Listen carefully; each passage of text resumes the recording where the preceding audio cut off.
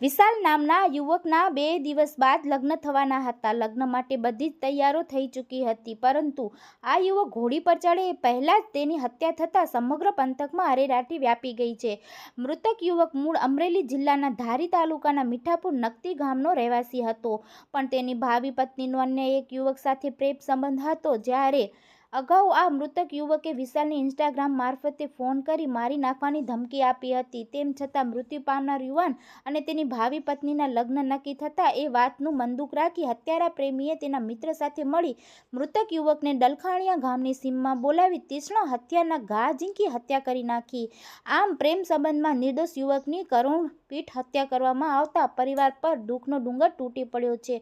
અને માત્ર 19 વર્ષના યુવકના લગ્નના એક દિવસ પહેલા ભાવિ પત્નીના પ્રેમીએ હત્યા કરી નાખતા નાનકડા એવા ગામમાં અરેરાટી વ્યાપી ગઈ છે. ત્યારે હાલ પોલીસે સમગ્ર મામલાને લઈ તપાસમાં ધમધમાટ શરૂ કર્યો છે, તેમજ અલગ અલગ ટીમો બનાવી હત્યારા આરોપીને પ્રેમીને ઝડપી લેવા કવાયત હાથ ધરી છે.